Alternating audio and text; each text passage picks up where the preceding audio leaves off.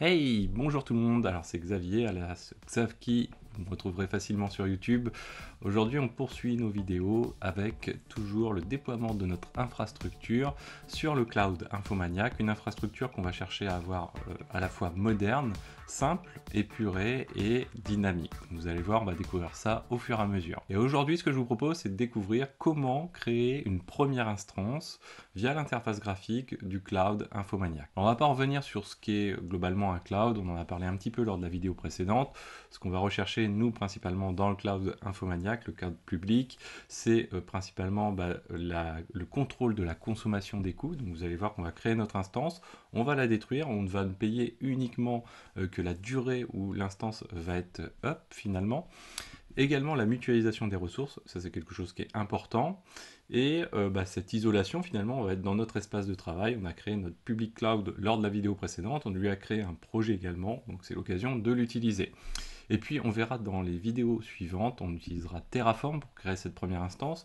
Aujourd'hui on va la créer en interface graphique pour voir un petit peu les rudiments et le principe de fonctionnement via l'interface graphique. Ça va permettre déjà d'avoir des images un petit peu en tête avant de passer à la mise en œuvre sur Terraform. Alors d'une manière théorique, comment ça va se passer? On va faire la manipulation juste après, comme on l'a déjà fait pour la création de notre projet cloud public. On va se rendre dans le volet instance, bien sûr, puisque l'instance, on pourrait l'assimiler finalement à une machine virtuelle ou à une machine physique pour d'autres cas de figure. Même si globalement c'est complètement différent, derrière il faut se dire voilà, on est sur une instance, donc on va dire une machine virtuelle, on va chercher à la créer, donc on va se rendre ici, vous voyez, on a un launch instance, donc on va cliquer dessus. D'ailleurs, ça va nous faire dérouler un ensemble de masques. Le premier masque, ça va être de donner un nom à cette instance, l'endroit où on souhaite la disposer. On va parler d'availability zone, c'est-à-dire c'est la capacité à placer plus précisément sur des zones, donc des data centers de résilience finalement, qui va nous permettre, par exemple, si on a un applicatif identique avec 3 instances qui vont porter le même applicatif, plutôt que de mettre tout au même endroit, on va chercher à le distribuer et à le placer sur des zones géographiques différentes. C'est ce que permet notamment les availability zones. On va pouvoir également utiliser le principe de count qui va permettre de se dire, voilà, si on veut créer, je sais pas, 50 machines identiques, on va plutôt arrêter de cliquer 50 fois, et d'ailleurs, il vaut mieux plutôt utiliser Terraform pour faire ça, mais via l'interface graphique, on peut également créer à la volée un ensemble de machines. Vous voyez que sur la droite aussi, on a l'évolution du quota. Alors ça, c'est quelque chose dont on n'a pas parlé au niveau du projet précédemment, mais grosso modo, ce qui se passe, c'est que quand vous créez un profil sur Infomaniac, un projet pardon plutôt sur Infomaniac, vous avez un profil et il existe différents niveaux de profil et en fonction de ce profil là vous avez des quotas plus ou moins importants. Ça permet une chose assez importante finalement, c'est la maîtrise des coûts et éviter d'avoir des personnes, si vous êtes plusieurs à travailler sur le même cloud, d'exploser vos budgets sans vraiment vous en rendre compte. Donc il y a une maîtrise un petit peu plus facile grâce à ces éléments là, et puis aussi des ressources qui vont être plus ou moins à disposition en fonction des niveaux de profil. Par exemple, on va le voir tout à l'heure, les flavors de machines qui sont disponibles ne sont pas toutes très puissantes dès le début quand on est sur le flavor de premier, le profil de premier niveau, et puis au fur et à mesure des profils, on peut avoir plus de RAM, plus de CPU, etc. Ensuite, du coup, on va passer sur un deuxième masque où on va ajouter notre image qui va être portée sur l'instance. C'est comme si on prenait notre ISO finalement sous forme de disque, sous forme de clé USB ou de manière plus virtuelle. Et puis, on va l'insérer dans notre machine de manière à ce qu'au démarrage, ce soit cet OS qu'on cherche à installer, ce système d'exploitation. Il y a du choix sur Infomaniac, ça c'est vraiment très sympathique. Il y a déjà de quoi faire avec. On pourrait pousser d'autres images potentiellement. Il y a du Debian, de l'Alpine, vraiment beaucoup de choix, de l'Ubuntu je crois, on pourra les reparcourir un petit peu tout à l'heure. Et donc je vous le disais, ensuite le masque suivant, ça va être les flavors. Les flavors, c'est les profils de machine en fait. Donc pour chaque profil, on va avoir une répartition RAM, CPU et niveau de disque différents. Alors niveau de disque, c'est pour le disque primaire, on va dire. On pourra toujours venir greffer des disques supplémentaires au niveau de la machine autant qu'on le souhaite un petit peu. Là, le disque primaire, c'est celui finalement où on va placer notre système d'exploitation, on va pouvoir travailler de base avec, et vous avez des niveaux un petit peu différents. Le but n'étant pas d'avoir des gros volumes, généralement ça se limite à peu près, je crois que le niveau maximum c'est 80 Go. Et puis en termes de CPU et de RAM, là bien sûr, ça va vraiment varier en fonction des profils que vous avez à disposition, mais vous avez déjà de quoi faire avec même le profil niveau 1. Et bien sûr, là encore, l'objectif c'est dans notre cas de figure de test, c'est de prendre la machine la plus petite possible, puisque les coûts sont inférieurs plus la machine est petite. Et pour vérifier les choses, on peut se rendre sur le calculateur du cloud public Infomaniac de manière à faire une simulation. Par exemple, dans mon cas de figure, vous voyez ici, j'ai fait une recherche sur calculateur Infomaniac cloud public. Je tombe sur cette page, je vais cliquer sur démarrer, et puis derrière, du coup, je vais même pouvoir personnaliser un petit peu cette page de manière à pouvoir envoyer, vous voyez, on peut partager ces liens-là, c'est-à-dire que si vous avez un boss au-dessus de vous ou des personnes avec qui vous travaillez et vous souhaitez partager un petit peu les coûts occasionnés par tel projet, tel profil de serveur, vous allez pouvoir le faire, et puis vous allez pouvoir derrière vous dire, voilà, moi je veux prendre la plus petite machine avec, on va dire, un disque de 20 Go de RAM, un disque de 20 Go, 2 Go de RAM, un CPU. Derrière, vous voyez que là, il y a la représentation par heure ici. Donc on est à 0,00577 € de l'heure. Donc c'est quelque chose qui est relativement petit. Alors c'est assez difficile de se le représenter. Du coup, quand on clique sur ajouter, vous allez retrouver ici le coût mensuel. Là, par exemple, on est à 4,2 € à peu près au mois. Donc ça, c'est quelque chose qui est assez important. Vous pouvez faire une simulation si vous passez sur Windows. Vous voyez que le coût double. Il y a les aspects de licence, bien sûr, qui jouent dessus. Le temps de fonctionnement aussi, parce que on pourrait très bien se dire, finalement, je vais m'en servir que 50% du temps, etc. Derrière, du coup, on va pouvoir jouer un petit peu sur le temps d'utilisation pour pouvoir se le représenter et puis bien sûr faire varier les quantités. Donc ça, ensuite, on va pouvoir faire évoluer le profil de notre serveur, de notre instance.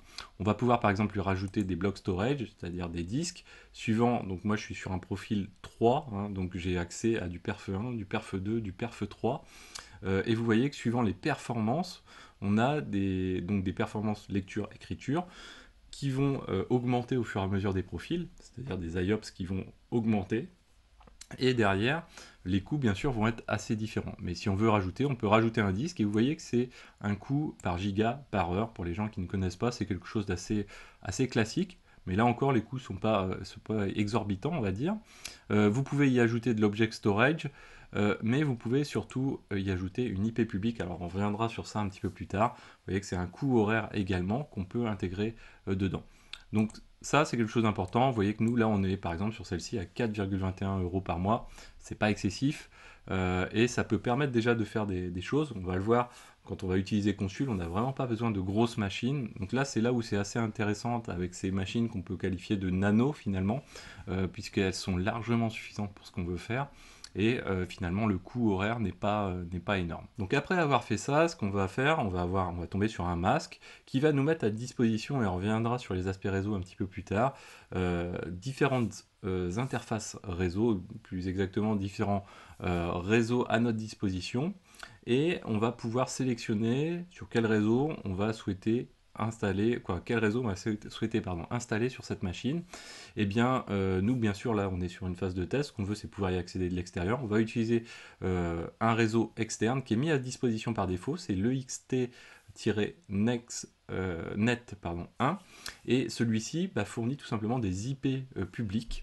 Donc il y a des ranges d'IP qui sont réservés, et vous allez avoir une IP aléatoire dans ce range qui va vous être attribué directement. Et on verra plus tard, ensuite, on a des systèmes beaucoup plus élaborés de réseau qui vont nous permettre de ne pas forcément attribuer d'IP public, d'avoir un réseau LAN finalement, dans lequel on va pouvoir travailler en mode privé et faire des sorties à travers un routeur notamment pour pouvoir accéder à Internet. L'étape suivante, ce sera l'ajout ou la création d'une key pair. Une key pair en matière de cloud, vous retrouverez ce terme-là assez souvent, c'est l'ajout d'une clé SSH qui va être injectée directement sur l'utilisateur par défaut de l'image qui a été ajoutée à votre instance. Donc si on prend une Debian, ce sera l'utilisateur Debian, Ubuntu ce serait Ubuntu, et donc cette clé SSH va être ajoutée directement par ce qu'on appelle le Cloud Init. On y reviendra un petit peu dessus. Ce Cloud Init, c'est finalement un script d'installation qui va être joué en tout premier, on va dire, sur l'installation de la machine, qui va permettre de configurer éventuellement des éléments réseau, mais également de configurer, d'ajouter des utilisateurs de base directement sur votre machine. Et là, en l'occurrence, va être ajoutée la clé SSH. On peut aussi y ajouter à ce Cloud Init une part derrière de customisation, donc on peut y jouer soit des éléments un peu plus élaborés, un format spécifique, soit sinon, vous voyez ici un exemple de script bash où on va installer un Nginx. Donc ça se fait très très simplement. Donc derrière, on aura notre instance, notre IP qui correspondra à cette instance. Une fois réalisé cette étape-là, tout n'est pas encore fait. Derrière, il va falloir déterminer quels accès on va vouloir donner à notre instance. Par défaut, elle n'aura pas d'accès, en tout cas, on n'aura pas accès à cette instance, donc en flux entrant. Et pour ça, on utilise un moyen qui est assez connu, c'est le Security Group. On retrouve ce terme de manière assez courante dans différents clouds, et ça va nous permettre de créer un groupe de police qui vont être appliqués à notre instance en question, ou en tout cas aux instances sur lesquelles on va vouloir appliquer ces règles-là. Finalement, c'est une sorte d'IP table appliquée à notre instance avec un package de rules qui vont s'appliquer directement et que je vais pouvoir appliquer de manière un petit peu industrielle à l'ensemble des instances sur lequel je vais vouloir déployer ce type de règles. Et de cette manière-là, on va pouvoir se connecter en SSH à notre machine depuis l'extérieur sur l'IP public. Donc ce que je vous propose, c'est qu'on le fasse tout de suite, maintenant, en mode démo. Donc nous, ce qu'on va faire, c'est d'abord se connecter à notre public cloud. Donc on va cliquer sur Formation Infrastructure et ensuite se rendre sur notre projet Infra Xavki. Une fois rendu sur notre projet Infra Xavki, il va falloir se connecter avec notre utilisateur. Pour ça, souvenez-vous, on va pouvoir cliquer sur Gérer ici, le retrouver, copier son identifiant, le coller ici et bien sûr saisir le mot de passe qui correspond. Alors moi je l'avais déjà enregistré, vous voyez, hop, on va s'enregistrer. Alors c'est pas une bonne pratique globalement de l'enregistrer dans les navigateurs, mais on va le faire quand même. Vous voyez que là on a quelque chose de très épuré, finalement on a quasiment rien qui existe. Donc nous, ce qu'on va chercher à faire, c'est à créer notre instance. Donc on va cliquer sur Instance, et vous voyez qu'ici, pour l'instant, on n'a pas d'instance. On clique sur Launch Instance, et on va donner un nom à notre instance. On peut l'appeler MyVM par exemple. Hop là. MyVM, voilà. Et derrière, si on veut, on peut même rajouter une description. Par exemple, on va avoir le nom de l'instance qui va être quelque chose de relativement concis, court, et puis la description peut donner plus d'éléments. Si on crée quelque chose, par exemple, de manière un peu temporaire, qui doit apporter des éléments à d'autres personnes. On a les availability zones, donc derrière, on va retrouver des data centers. On a le count qu'on retrouve également ici. On peut cliquer sur Next, on peut cliquer à gauche, ça revient à la même chose. On voit également ici, vous voyez, l'impact par rapport à notre quota actuel, l'impact de l'ajout de la machine. Par exemple ici, on parle en quota du nombre d'instances. Il y a aussi des quotas de CPU, des quotas de RAM. Là, en l'occurrence, en l'état actuel, le simulateur nous permet de nous dire, voilà, sur les 50 machines maximum que tu peux faire avec ton quota, eh bien, tu en as consommé une et il t'en reste 49. On clique sur Next et on va tomber sur donc, les images qui sont à notre disposition. Nous, ce qu'on va faire, on va partir sur d'une Debian, dernière version, donc Bookworm. On va venir l'ajouter ici. On peut cliquer également ici pour avoir des éléments un petit peu pour comprendre s'il y a des prérequis par rapport à cette image-là. Vous voyez qu'ici, c'est plutôt préconisé d'avoir au minimum 3 Go de disque. Bon, en l'occurrence, on ne va pas avoir de souci avec ça. On va l'ajouter. Vous voyez que c'est un type QCO2, pour ceux qui connaissent. Et une fois qu'on l'a ajouté, du coup, on a notre élément qui est toujours présent ici. On va ensuite, derrière, cliquer sur Flavor, et c'est là on va choisir le niveau de notre instance. Donc l'idée, c'est de choisir quelque chose de relativement petit. On peut partir sur un disque, vous voyez ici, donc on va avoir les éléments là, 1 vCPU, on parle bien de vCPU, et 2 Go de RAM, et 20 Go de disque. Donc ça va être quelque chose qui va nous suffire assez largement, et vous voyez que ça correspond au root disk, c'est-à-dire la partie qui va nous permettre de faire tourner notre système. Si on clique ici, on va avoir la représentation par rapport au profil qui n'est pas encore sélectionné, mais ça nous donne un petit élément de simulation, on va dire, par rapport à l'ensemble des quotas qui peuvent être affectés avec le flavor en question. Donc il y a le nombre d'instances qu'on a vu tout à l'heure, mais ça c'est assez logique. Mais maintenant, voilà, il est en mesure de dire, voilà, comme on consomme 1 vCPU, sur les 200 max, il nous en reste plus que 199. La même chose sur la RAM et d'autres éléments. Donc nous, on va venir rajouter cet élément-là. Ensuite, on va s'intéresser donc au network. Là, on va pas avoir beaucoup de choix finalement. On va utiliser ce network EXT-net1. On va venir l'ajouter. Et comme je vous disais, ça va être une IP qui va être attribuée automatiquement de manière dynamique. Derrière, on va cliquer sur Next. On n'a pas d'affectation pour l'instant de network port, ce genre de choses. On va s'intéresser ensuite au security group. Derrière, pour l'instant, on n'a pas créé encore de security group. Il y a celui qui existe par défaut. On va le laisser comme ceci. On va venir ensuite rajouter un security group pour le SSH. Par contre, ce qu'on va faire, c'est qu'on va cliquer sur Next et on va se rendre dans Keeper. Dans Keeper, on va soit créer une nouvelle clé SSH, par exemple, ou d'autres types de clés. Et derrière, on peut l'importer. Nous, ce qu'on va faire, c'est qu'on va aller chercher notre clé. Donc, on va mettre, par exemple, xavkey underscore SSH. Ce qui est important, c'est d'identifier, par exemple, la personne, d'identifier, par exemple, aussi la date à laquelle l'instance, la clé SSH, par exemple, a été créée, pour donner un petit peu des éléments pour pouvoir, par la suite, pouvoir manager un petit peu ces clés et éventuellement se dire ah celle-ci ça date un petit peu ou ça correspond à telle personne et pouvoir les supprimer d'autant plus facilement. Vous voyez que derrière on peut utiliser soit du certificat, soit de la clé SSH directement.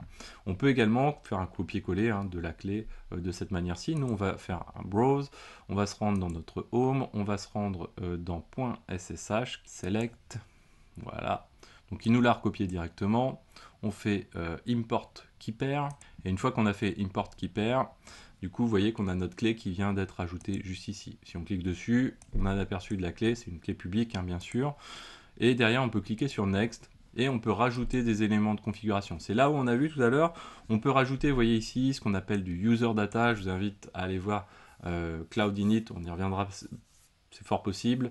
Mais en l'occurrence, nous, on ne va pas partir sur quelque chose de si compliqué que ça, on va dire. On va partir sur bin bash, on va lancer un script bash et là c'est comme si on le lançait finalement en sudo, plus exactement en root. On va faire un apt update et derrière on va enchaîner avec w commercial apt install -y, on n'oublie pas de confirmer le fait qu'on veut installer, en tout cas forcer l'installation, nginx par exemple comme ceci.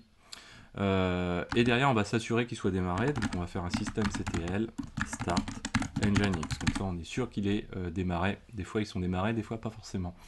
Voilà, on pourrait ensuite le faire venir se greffer à un groupe de serveurs. Là c'est quelque chose qui est un peu plus intéressant aussi sur la haute dispo, ce genre de choses. Nous on n'a pas besoin. Ensuite, il est possible d'utiliser d'autres outils qui sont un peu plus poussés. Les métadatas aussi sont assez intéressantes. On reviendra sur cette notion de tag qui va être primordiale pour nous par la suite. Mais surtout là, on va lancer notre instance. Donc là, l'instance est en train de se créer. On est en spawning. Vous allez voir que ça allait assez vite finalement, cette création d'instance. Elle est maintenant en running. On retrouve son IP public ici. Donc on peut d'ores et déjà la copier. Et puis ce qu'on va faire, c'est on va ouvrir un terminal. Donc je prends mon terminal, hop, comme ceci. Derrière nous, ce qu'on va chercher, c'est se connecter en tant que Debian, puisqu'on a installé une Debian, sur cette IP-ci. Hop, on va se mettre comme ceci, de manière à ne pas avoir trop d'éléments qui nous perturbent. On va faire un SSH. Et là, vous voyez que finalement, on n'arrive pas à se connecter dessus. Alors pourquoi? Parce que tout simplement, on n'a pas encore ajouté notre security group qui nous permet d'autoriser la connexion SSH à notre serveur. Donc on va se rendre ici dans Network, Security Group. Et donc là, c'est comme si on allait modifier finalement iptables. C'est pas lui, mais ça revient un petit peu à ce principe-là, c'est-à-dire qu'on va gérer un firewall au niveau de la machine. Alors c'est pas tout à fait au niveau de la machine, mais c'est comme si on devait se le représenter, en tout cas, comme si on était au niveau de la machine. C'est assez facile de se le représenter de cette manière-ci.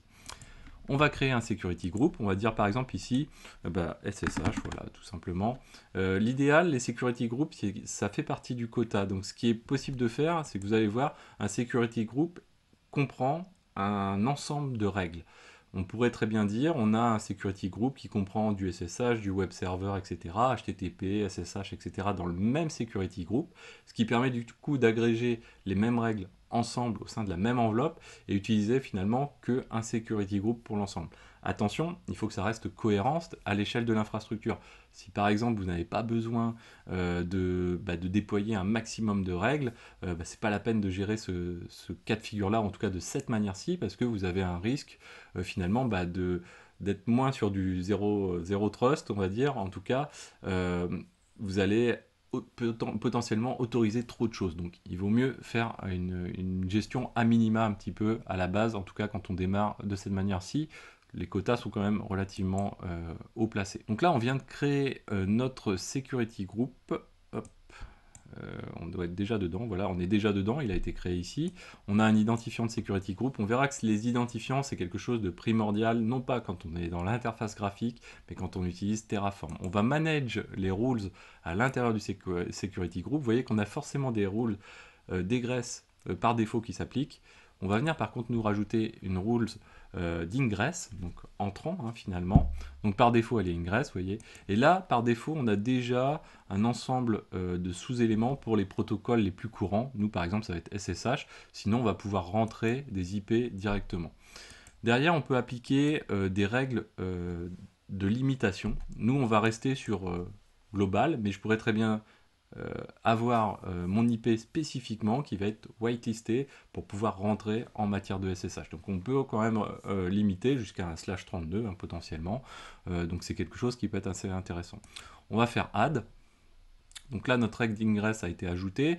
Maintenant on va se rendre sur notre machine. On va aller sur instance et on va venir rajouter et appliquer cette règle à cette instance. Donc on va cliquer ici sur la liste déroulante, vous voyez qu'il y a un panel d'options assez intéressant, et on va venir edit les security groups. Donc l'edit des security groups, on va venir cliquer sur plus pour ajouter notre règle de SSH, on va sauvegarder.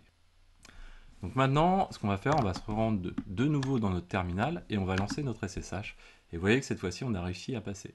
Donc ça, c'est assez intéressant. Donc si on fait un curl sur 127.0.0.1, souvenez-vous, on a installé un Nginx. Notre Nginx répond, mais derrière, on pourrait se dire, tiens, on va faire la même chose de l'extérieur. Donc si on fait le même principe, on va faire un curl sur notre 195.15.254.223. De nouveau, on est bloqué. Pourquoi? Parce que, comme je vous disais, on applique des règles à minima, et donc derrière le port 80 en l'occurrence, donc celui du HTTP, n'est pas ouvert. On peut appliquer la même méthode, si on veut vraiment faire notre test jusqu'au bout. On va se rendre dans Security Group, et on va venir derrière ajouter une nouvelle règle potentiellement, et on va l'appeler par exemple HTTP ou Web Server, par exemple, Web Server HTTP. Voilà, on a celle-ci. On pourrait avoir HTTPS en plus, et regrouper 80 et 443 par exemple. C'est une pratique qui se fait assez couramment. Et donc là, on vient de le rajouter. On est déjà dedans. Tout à l'heure, c'est ce qui s'était passé. C'était juste pour vous montrer que notre rule SSH avait été créé. Et là, on va venir rajouter ici, vous voyez, notre HTTP, tout simplement. Et là, toujours pareil, on garde notre CIDR. Donc là, ça a été fait. On va aller faire la même opération qu'on a fait précédemment sur l'instance. On va aller éditer les security groups. Et on va venir ajouter cette règle supplémentaire. Et hop, voilà, on va avoir à notre disposition notre ouverture de flux qui nous permet désormais de lancer un petit curl ici. Et ça y est, notre Nginx est maintenant joignable. Alors, autre élément complémentaire, pour l'instant, on ne s'est pas rendu sur la partie spécifique dédiée à notre instance pour voir ses caractéristiques. Donc, si on clique sur le nom de notre instance, là, vous voyez qu'on a un système d'onglets et on retrouve ici un détail avec différents identifiants. On y reviendra plus tard, les identifiants du projet, l'ID de la VM elle-même, l'âge de notre machine, l'heure, etc. L'availability zone, aussi quelque chose d'important. Et puis on va retrouver différents aspects de spec, on va retrouver ces IP, donc que ce soit des IP publics, mais aussi si on avait des IP internes, on les retrouverait également, les security groups qui sont appliqués de manière cette fois-ci synthétique. Si on avait des volumes, c'est-à-dire des disques ajoutés à notre instance, on les retrouverait également. On retrouve également l'image et l'ID de l'image qui correspond. Nous, ce qu'on va faire, c'est qu'on va se rendre, donc on voit aussi les interfaces. On voit aussi donc les interfaces qui sont ajoutées à notre machine. Donc on voit bien ici l'IP en question. Et puis si on se rend dans log, là c'est intéressant, c'est que vous voyez qu'ici on va retrouver notamment la partie du Cloud Init. Vous voyez, si vous lisez, on voit Cloud Init et on voit Setting Up Nginx. Et finalement, on voit le déroulé du script d'installation qui a été joué. Si on veut avoir la totalité des logs console, on va pouvoir cliquer en haut à droite ici, View Full Log, et si on clique dessus, on retrouve finalement l'ensemble de nos logs, kernel, depuis le démarrage de notre machine jusqu'à la réalisation du Cloud Init, et y compris l'ajout de notre clé SSH qui a été ajoutée sur la machine. Donc là, c'est quelque chose qui est vraiment assez pratique. On peut retrouver également une console, donc quelque chose qui est assez classique qu'on retrouve dans Proxmox ou dans d'autres outils, et on va potentiellement pouvoir se loguer sur notre machine. On a aussi d'autres éléments qui sont plutôt cette fois-ci de l'ordre du cloud lui-même, hein, donc des actions de log, mais pas au niveau système de notre machine, mais là on voit qu'on l'a créé, et on retrouve le user en question qui l'a créé, à quelle heure, etc. Donc on a pas mal d'éléments de ressources sur cette partie-là. Et par ailleurs, pour compléter encore un petit peu, si on se rend dans Network ici, on va cliquer sur Networks tout simplement.